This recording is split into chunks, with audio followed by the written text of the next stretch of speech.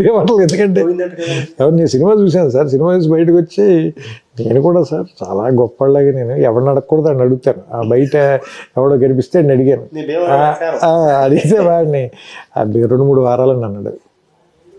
నా పరిస్థితి అర్థం చేసుకోండి సార్, నేను ఇంటికి వెళ్ళి జెన్యున్గా చెప్తాను సార్, మా అమ్మలో తలకాయ పెట్టి పడుకున్నాను. నేను చోక్ కాదు, మా అమ్మలో తలకాయ పెట్టి పడుకున్నాను.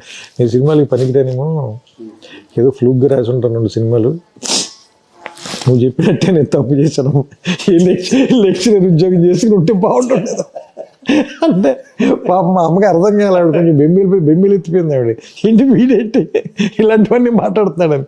ఎక్కి మీరు ఫోన్ చేశారు, అప్పుడు ఫోన్ చేసి నువ్వు హైదరాబాద్ రా చెప్తాను, నువ్వు ఎందుకు కంగారు పడుతున్నావు అంటే వచ్చిన తర్వాత నన్ను మీరు కారులో చూపిస్తాను నీకు నన్ను తీసుకెళ్ళారు. మీరు శాంతి థియేటర్కి 10 మంది ఉన్నారు సార్ అక్కడ.